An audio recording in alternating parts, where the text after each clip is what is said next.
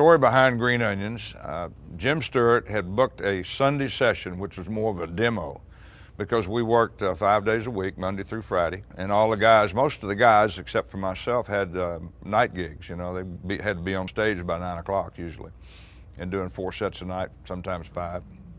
And anyway, we were there to cut an artist named Billy Lee Riley, who's pretty famous. You may have him hanging on the wall around here somewhere. And Jim had talked to Billy about cutting some stuff on him. I think Billy had recorded over at Sun or somewhere. And anyway, he didn't show up for the session, and we were just kind of waiting on him, and we were just jamming on some stuff. And Jim still expected Billy to show up. And we just started jamming on some blues just to kind of warm up our instruments and just kind of keep from being bored to death. You know, we're sitting there waiting on this guy. Usually it's the other way around. It's usually the singer's waiting on the musicians to show up. But that day, we were just playing and just jamming on some blues, just some blues in F that we would do on stage, you know, just to mark the time, to just add, you know, to the night. And we finished it, and I remember, if I still had the tape, I remember the end, we just were laughing. We just thought it was funny, you know, hey, that's pretty good, da da da da da. And Jim got on the talkback and said, hey guys, he said, come up here and listen to this. And we go, what, you put that down? He said, yeah. He was already set up to record, so he just restored and pushed the record button. So there we were listening to this thing, and Jim Stewart just fell in love with it. He thought it was great, you know. And it was a song that turned out to, the title of it turned out to be the B-side of Green Onions, called Behave Yourself. At the time, it didn't have a title.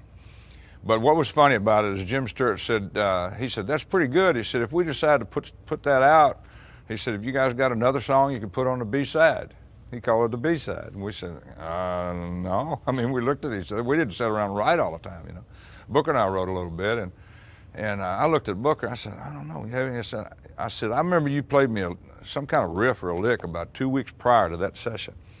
And he said, I don't know. He said, well, I think I might remember. And he goes out on the organ and he starts playing the kind of the Green Onions lick that we know, you know. I said, yeah, that's it, that's it.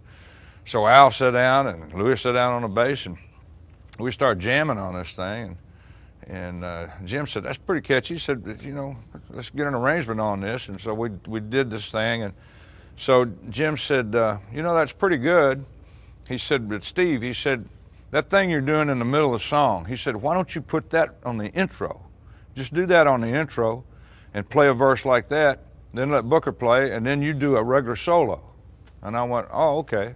And that was the take. I put these chant things I was doing on the intro. Booker plays 2 verses, I played a solo, Booker played a verse, and that was it. It was out. And it was just sort of an accident in a way. And so the good part of this story, I love telling this part of the story. I went ahead and leadered it off and all, and I called Scotty Moore the next day. For people who don't know Scotty Moore, I'm sure you do if you're watching this stuff, he was Elvis's guitar player. He was also a guitar player for Sun Records, and he also liked to engineer. He used to call me over to do some sessions because he wanted to engineer like Chips Moman did. So I was this lucky guy that got to play on some of these sessions. But anyway, I called Scotty and I said, you know, yesterday I said, well, I think we cut a pretty good song. I said, would you cut me a dub on it?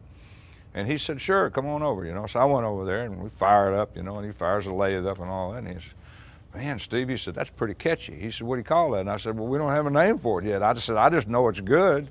And I said, I'm gonna see if I can get my buddy to, I want one of my disc jockey friends to hear it. So he cuts this dub. The next morning, I go down to my friend Reuben Washington, who was on WLOK radio station. He had the drive time slot. And I went down there, and I used to go down there and just hang out with him anyway. And we were kind of good friends. And he'd come by the record shop, and we'd hang out some, you know. And I said, I want you to listen to this thing. I said, we cut it Sunday afternoon. Tell me what you think. So he put it on a turntable. He's playing another record on the air, and he put it on a turntable, and he played the intro, and then he played about 2 or 3 bars of the verse, and he just stopped it and backed it up. The other record got through playing. He just hit it and spun it, put it out on the air. I said, is that going? I saw the red light come on that turntable. I said, is that going out on the air? And he said, yeah. And I said, man, okay. I said, you hadn't even heard it yet. He said, no, it's good enough. He hears it, backs it up and plays it again. He played it 4 times in a row, and the phones lit up. People couldn't believe it. They said, who is that? Where can we buy this? What do you call that? Da, da, da, da, da. And he said, I can't tell you, and there's no name for it, you know. Anyway, we got through, and he's laughing about it and all that. And he said, "Man, you better tell the guys to get serious about that, you know." And so I went back to the record shop, and they said, "What did you do?" And I said, "What?" And they said, "The phones are ringing off the wall. Everybody's wanting to buy this thing that you had them playing on the radio. We were listening, you know." I said, "You got to be kidding." So we called Jim Stewart. He was still working at the bank, worked in the trust department at the bank downtown, and we told him, said, "Jim, on your lunch break, you better get by the studio because we got something going on here." And we told him, excuse me. So we told him all about it, and he said, "Well, we got to do something." And it wasn't the side he liked, it was the up-tempo side. And so we called the guys in, and we said, "We got to get a name for this thing, get it on the label and so forth."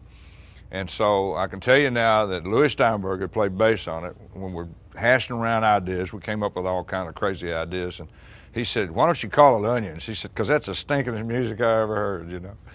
And I went, "Yeah, that's pretty good, but you know, Onions is kind of a negative. I don't deal in negatives." I said, "Isn't Onions a little negative? You know, they make people's eyes burn. Some people don't like them, gives them indigestion and all that." And I said, "What about green onions?" I said, "A lot of people eat green onions, you know, with their dinner and everything like that." And they went, "Yeah, green onions." So that was the title. And I think the other title came about when, on the flip side, the song I mentioned earlier, "Behave Yourself," which was just a blues ballad thing. Al Jackson actually said on the session, "Oh, behave yourself," you know, like that, you know. And that's where that came from. So there we had the record. It came out as Volt 102. It was the second release on Volt Records. And the thing, I jumped in the car on that Friday. Well, that afternoon, I went down and put it in the vat. We made the stampers up. We had the title and all that, and had that all printed up, put the stampers on it. I put it in the vat that night. And on, let's see, that was a Tuesday evening, and Wednesday, Thursday, Friday, I went down and I picked up a box of 25 records and got with my buddy Bill Biggs, who was a promotion guy that hit all the one-stops and the jukebox operators and stuff. And I said, "Can I tag along and we go hit some of these stations?" And he just thought that was a great idea, you know. So I jumped in the car with him with a box of records, and we started hitting Tupelo and Jackson, Mississippi, and went over to Forest City, Arkansas, and then all the way to Little Rock, and hit all these things. And all of a sudden, then they all started playing this record, and they were just glad to see anybody. They said, "This is great. Nobody ever comes to see us, you know, in these little towns." And we got this saturated play on one weekend, and it just, the calls came in like crazy because it really was a good record. And Atlantic finally got wind of it, and they said, "You guys have a hit. One thing's wrong. You're going to have to get it off a Volt label because we don't need to be promoting another label." So we put it on Stax. I went down, we changed the stampers, and got records the next week. Went to number one. Volt.